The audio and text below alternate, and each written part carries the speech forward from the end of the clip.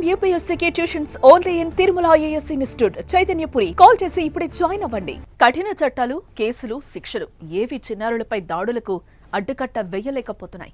కామాంధులు పేటెక్కిపోతూనే ఉన్నారు. అభంశుభం తెలియని చిన్నారులను కూడా వదలటం లేదు.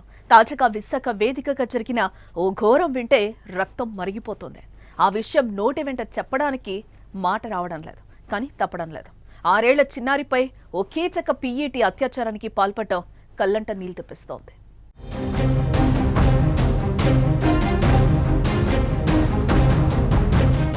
మధురవాడ పరిధిలోని బాంబే కాలనీకి చెందిన బాలిక సమీపంలోని ప్రైవేట్ పాఠశాలలో UKG చదువుతోంది. ఆదివారం రాత్రి చిన్నారి కడుపు నొప్పిగా ఉందని చెప్పడంతో తల్లికి విషయం అర్థమైంది. పూర్తి వివరాలు అడిగింది. దీంతో సోమవారం ఉదయం కుటుంబ సభ్యులంతా కలిసి పాఠశాలకు వెళ్లారు. అక్కడ తనపై ఈ ఘాతకానికి పాల్పడిన PETని చూపించింది. దీంతో వారంతా కలిసి ఉపాధ్యాయుడికి దేహశుద్ధి చేశారు.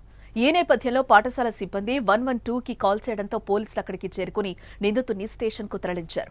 ఆపై బాధితుల ఫిర్యాదు మేరకు కేసు నమోదు చేసి రిమాండ్కు తరలించారు. నిందితుడు శ్రీకాకుళం జిల్లా పొందూరు మండలం పిల్లలవలస గ్రామానికి చెందిన బుడుమూరి రామచంద్రరావు కాగా 9 నెలలుగా వ్యాయామ ఉపాధ్యాయుడిగా పనిచేస్తున్నాడు.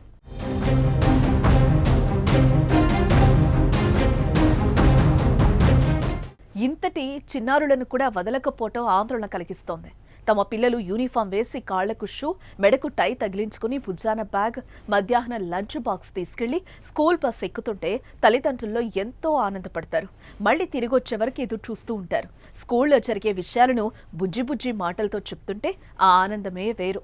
కానీ ప్రస్తుతం చిన్నారులకు రక్షణ లేకుండా ఉండడం, ఉపాధ్యాయులు ఇలాంటి దారుణమైన పనులకు ఒడిగట్టడం నిజంగా ఆందోళనకరణమే.